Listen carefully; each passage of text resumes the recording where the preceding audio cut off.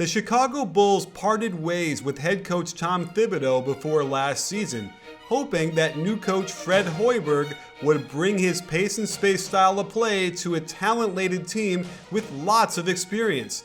Instead, the wheels completely fell off, and the Bulls suffered the absolute worst outcome, not even making the playoffs. This summer, Gar-Pax opted to reboot by trading former MVP Derrick Rose to the Knicks, a move that was needed as the hometown hero's welcome had been worn out. They also let Joakim Noah walk and looked to be in full rebuild mode. In need of a starting point guard and staring at the prospects of Jose Calderon bringing the ball up, they decided to give Rajon Rondo a chance with a short-term deal. At this point, the team easily looked like it was destined for another lottery pick in the summer of 2017, and perhaps happy for the chance to get a high pick in what could be a loaded draft. That's when this summer got strange. Out in Miami, DWade was doing his poor me negotiating tactic with the Heat.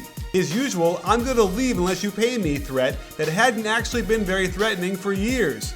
Well, turns out he wasn't kidding after all, and when the Heat rightfully balked at his contract demands, the Bulls were more than happy to replace one hometown backcourt star with an older yet equally health-challenged one. What were the Bulls doing exactly? They weren't rebuilding, but do they expect to contend with this roster? At first glance, heck, at second glance, it's unclear how these pieces will fit together on the court. But let's take a deeper dive into how these players execute their roles and see if there is some sort of alchemy Hoiberg can conjure up into winning basketball. First up, let's peek at Rajon Rondo. He's been wearing out his welcome as floor general for several seasons, although he seemed to level off last year by leading the league in assists and seeming to get along with lame duck head coach George Karl. Of course, that was a contract year for Rondo, and leading the league in assists was fraught with all sorts of worrisome signs. I had heard rumblings of Rondo assist hoarding last year, and I honestly wasn't even sure what that meant. How could it be bad to help your teammates score? But after watching several hundred plays, I started realizing that Rondo became a verified ball stopper, someone who would simply hold the ball in place until one guy moved into position where he could throw the ball for a scoring opportunity. And one stat that proved this was the number of passes thrown per game. The Kings were ranked 29th in this category, as well as 27th in front court touches per game. In fact, so much of his pick and rolls were when he brought the ball up court to initiate, held onto it, then tried to find the roll man for the shot. Out of 70 players with at least 100 pick and roll possessions, Rondo was 64th in percentage of time he passed to a spot-up shooter. He simply did not want to risk throwing a pass for a shot with a lower chance to go in than the roll man. Of course, this makes defending him a tad bit easier, especially when you know he'll pass up a ton of open looks to throw that extra pass. One area Rondo completely struggled with was in the transition game, which was a bit strange to me because his vision is so good, and one would think he'd be able to really create good looks when the defense isn't in position. Then I realized it was solely based on his turnovers, and man, were there a lot of them. Of the 72 players who had at least 150 transition possessions, Rondo was ranked dead last in percentage of turnovers, and he was so far ahead of everybody else it was frightening.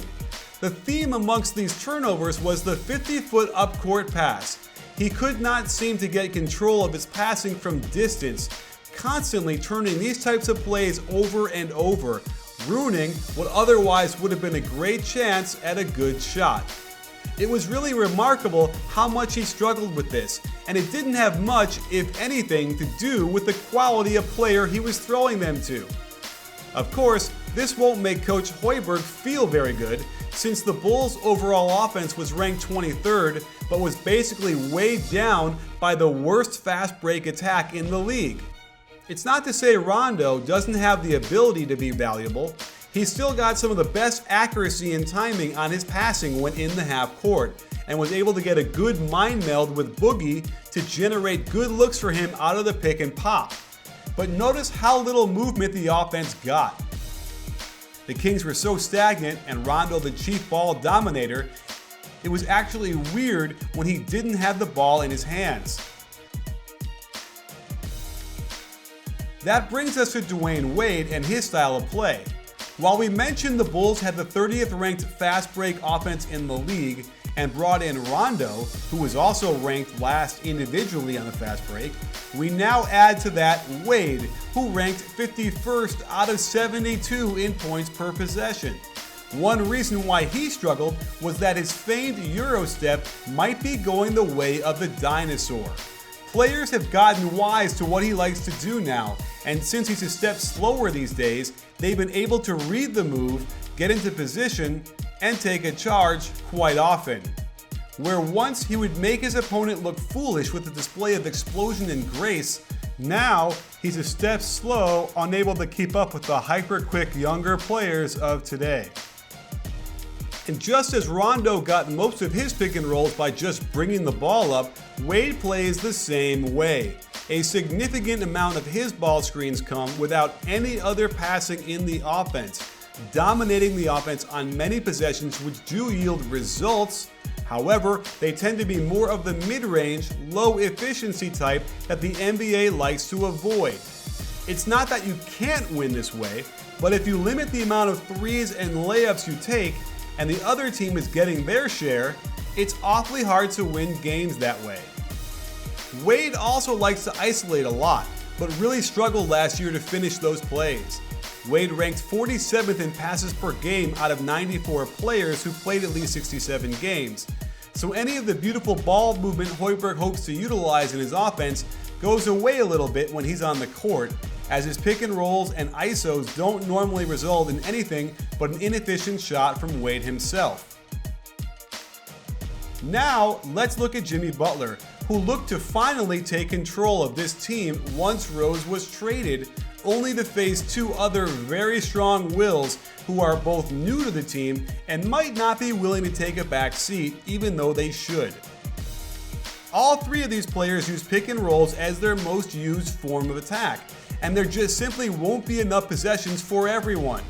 And you can see that in Hoiberg's offense, generally there is some form of movement and passing before the pick and roll, something that Rondo will definitely struggle with, and Wade could as well.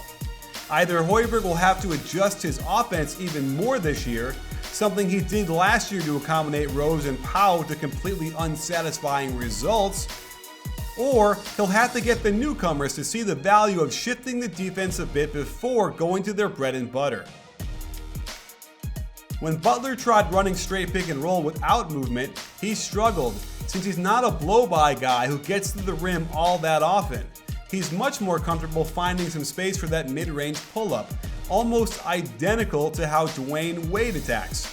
That said, when Butler did get to the rim, it was almost always off of some good movement beforehand, serving to create cracks in the defense and get the weak side rotation out of sync. Looking at what the Bulls ran in the half court last year, the biggest thing you'll notice is how often the point guard would bring the ball up and then quickly pass to get the ball moving. While it wasn't the most clever, nor had the most movement, there was evidence of horns, where they can clear the basket area of bigs and let cutters like McDermott go to work. And we also saw a nice pistol action with a handoff into pick and roll that again required the point guard to give the ball up very early in the possession. And Hoiberg even took a page from the Spurs Motion Strong playbook to get some simple cross screening and player movement as a prelude to a scoring opportunity. It's hard to picture Rondo willingly doing this, to be honest. Having spent so many years controlling the ball so much, I have doubts he'll be willing to give it up so quickly and join in any type of synchronized movement and off-ball screening. At least Dwyane Wade was forced to do this when LeBron took his talents to South Beach, so we do have some evidence that Wade will be somewhat willing to be part of an offense, but that still leaves Butler with far fewer possessions to impose his will on the defense. So in the end, what are the conclusions with this Bulls team? I'm not really sure there are any until we see 20 games out of them. They also have a question mark at the power forward spot. Do they go with the elite shooting of McDermott or the better ball handling of Mirotic? Can Bobby Portis continue his improvement in the lineage of Draymond Green? Will Cristiano Felicio continue his solid play? These are just some of the questions Fred Hoiberg has on his mind, no doubt making him restless at night before going to sleep. At first glance, I'd say there's no way having Rondo, Wade, and Butler on the court together with Robin Lopez will yield great results on the offensive end. And let's face it, Rondo and Wade haven't had defensive presence in a long time. Butler can be a lockdown defender, and Lopez can be serviceable protecting the rim, but it's hard to imagine this team cracking the top 10 on defense. And that means their only hope is to have a potent attack with the ball, something the Bulls are going to have to experiment with all season long. If they can crack the code early enough, they've got a good shot at making it back to the playoffs. But if not, the Madhouse on Madison Avenue might be looking at a complete rebuild next summer.